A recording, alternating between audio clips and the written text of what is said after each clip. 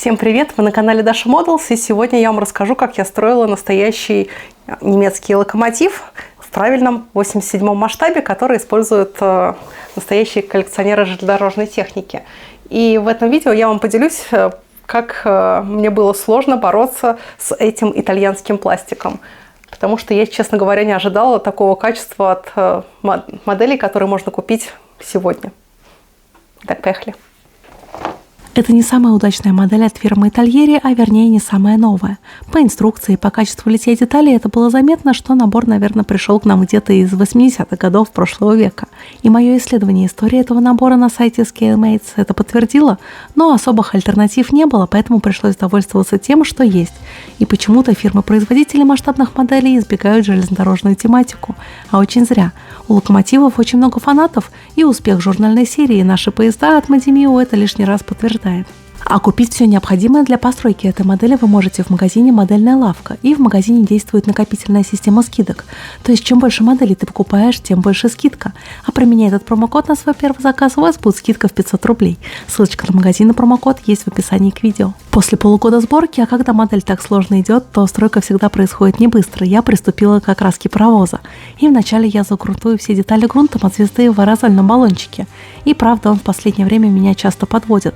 Новые баллончики, которые я купила в последний раз, плюются каплями краски. Так что будьте внимательными при работе с грунтами от звезды. И по идее модель должна быть черной с легким металлическим блеском. И мне в этом поможет черный цвет от Мачете, который так и называется шинный черный. Хотя, судя по блеску, он не очень-то и шинный. По мне, шины должны быть на порядок матовей. Зато этот черный русский акрил отлично подойдет для окраски этого паровоза. А нижнюю часть модели, если ее можно назвать ходовой, я окрашу красным цветом от Мачете. У нее тоже отличный и вполне уместный блеск для этого локомотива. И в комплекте с паровозом шел фрагмент рельс. И тут у меня была дилемма: вначале из аэрографа окрасить рельс, а потом кисточкой шпалы, или же наоборот. И в итоге я решила, как видите, из аэрографа окрасить рельс в металлик, тоже от Мачете. Хоть краски от Мачете, по моему мнению, создавались в основном для окраски автомобилей, но и для паровозов они тоже отлично подходят. Время ручных работ, и мне надо покрасить в металлический цвет ободы колес.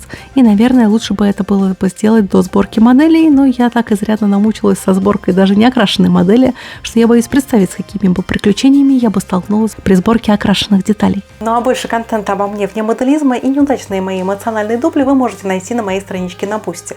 А также вы можете поддержать там мою работу. Ссылочка на Boosty есть в описании к видео. А также большое спасибо моим спонсорам, которые поддерживают меня через функцию спонсорства и на YouTube, и через ВК-донат, и в моей группе ВК. Ссылочка на группу также есть в описании. А в группе я публикую мои текущие стройки и также работы моих зрителей. С 1936 года в рамках программы создания скоростных веток на немецких государственных железных дорогах разрабатывался новый класс скоростных паровозов, получивший обозначение БР-41. А паровозы этого класса стали первыми локомотивами, разработанными в рамках стандартизации деталей, что делало себестоимость локомотива более сниженной по сравнению с ранее выпускавшимися паровозами. Нагрузку на ось локомотива можно было при этом переключать между 18 и 20 тоннами, вставляя болты в специальные гнезда. Это должно было позволить паровозу быть более универсальным в использовании. Однако эта возможность практически никем не использовалась. В январе 1937 года на немецком заводе БМАК, также известном как Шварцкопф, были построены первые два опытных паровоза. И оба паровоза поступили на эксплуатационные испытания в депо Шнейдемюль. Это ныне город Пила в Польше. А в течение испытательного периода построенные прототипы использовались для перевозки скоростных грузовых поездов и в основном для перевозки крупного рогатого скота, из-за чего эти паровозы получили прозвище «воловозы». Прототипы показали высокую мощность, мягкость хода и превосходное ускорение, после чего были одобрены немецкими властями для дальнейшего выпуска и регулярной эксплуатации. Паровоз БР-41 строило большое количество заводов, вот некоторые из них: Крупп, Хеншель, БМАК и еще около десятка заводов. Всего было построено 366 экземпляров. И несмотря на введение стандартизации, на детали для изготовления паровых котлов разными заводами применялась разная марка стали. Из-за этого на паровозах, у которых котел был изготовлен из недостаточно прочной марки стали, стали появляться трещины. Особенно этим страдали паровозы от Краус Маффей, в результате чего, начиная с 1943 года, котлы приходилось менять на новые. После Второй мировой войны 216 локомотивов вошли в состав западно-германской железной дороги, а 122 осталось в руках ГДР Восточной Германии. 22 локомотива были оставлены в бывших железнодорожных отделениях Рейспана в Брессау в Польше, а затем включены в состав польских государственных железных дорог. А теперь немного про использование паровозов немцами во время Великой Отечественной войны. В первые же дни оккупации советской территории высокопоставленные представители немецкой железной дороги и вермахта несколько опешили, и в своих изысканиях по плану Барбаросса они не рассчитывали увидеть неожиданно низкое техническое состояние железных дорог Советского Союза, как отмечали впоследствии сами немцы. Позже это им очень дорого обойдется. Советский уголь тоже оказался малоподходящим для западных локомотивов. Это и понятно, ведь в каждой стране паровозы рассчитывались и строились под местный сорт топлива и условия эксплуатации, с чем немцы столкнулись в первую же зиму. И они отмечали, что угольные навалы под открытым небом иногда были с примесями сорняков и тоже вместе с углем попадали в топку. И также часто уголь был загрязнен маслом и очень низкого качества. Углю я придам угольный вид, и сделаю это я при помощи метода сухой кисти и при помощи металлика Атамо. И результат получился вполне красивым, и также металликом я пройдусь по самому корпусу паровоза. Придерживаясь правил эксплуатации своих паровозов в условиях военных перевозок, немцы были вынуждены ввозить свой уголь и поровну смешивать его с советским, хотя практика показала, что максимальная производительность немецких паровозов при условии использования местного угля была бы при смеси 2 к 1 или выше, но это уже было недопустимым расточительством. Именно поэтому немцы с удовольствием эксплуатировали трофейные советские локомотивы. Те были выносливы и неприхотливы ко всем видам топлива и прощали грубый уход, и на родном советском угле работали как часики.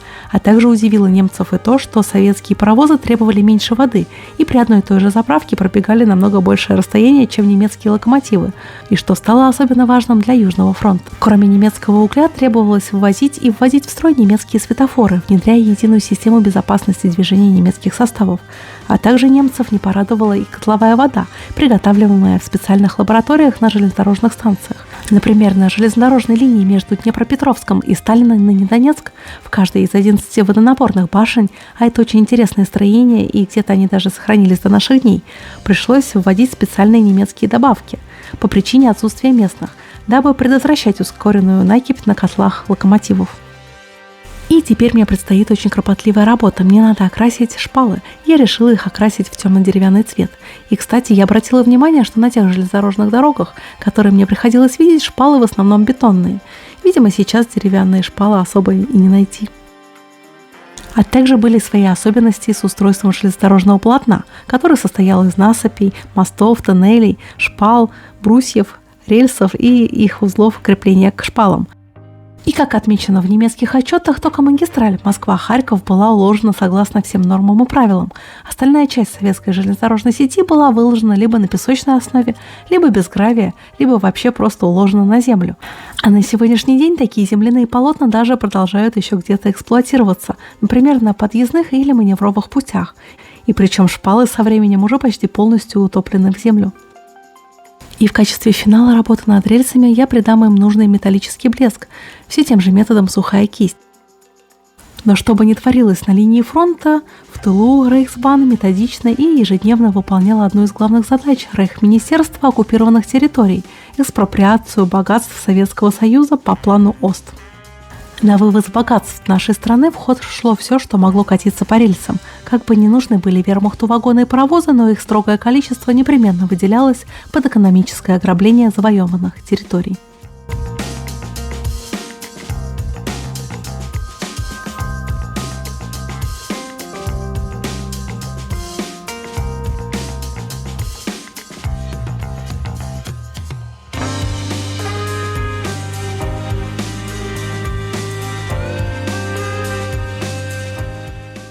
А коричневой смывкой я пройдусь по окрасным элементам модели, чтобы они смотрелись не так однородно.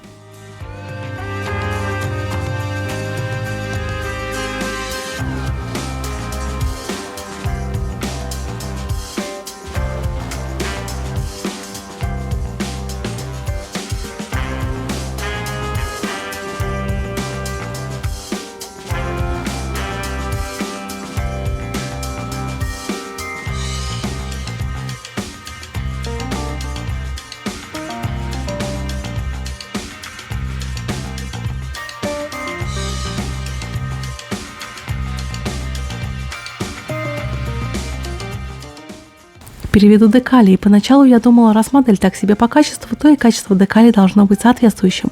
Но это оказалось не так. Почему-то тут декали получились очень качественными, что довольно странно, и превзошли все мои ожидания.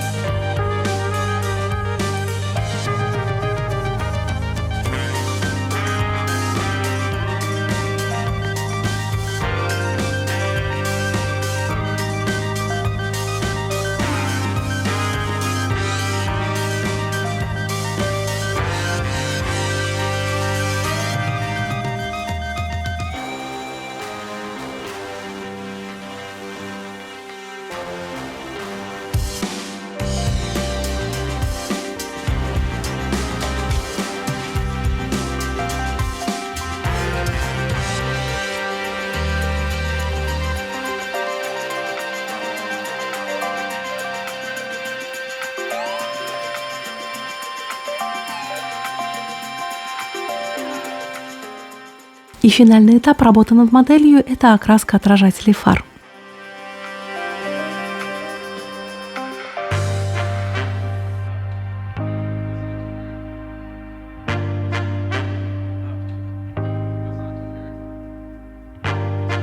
И вот такой паровоз у меня получился. Конечно, я им очень недовольна, потому что и качество самого материала было очень ужасным. Вот если вы хотите представить, как себя чувствовали моделисты в 80-х годах прошлого века, то можете смело покупать этот набор и ощутить все прелести работы с каждой деталью по часу, наверное. И надеюсь, это видео вас вдохновило на ваши собственные стройки, и вы в комментариях поделитесь какими-то впечатлениями о моем видео. А также я очень надеюсь, что когда-нибудь наша Костромская империя догадается свои журнальные серии о паровозах сделать в виде тех же наборов ХТВД. До новых встреч. Пока-пока.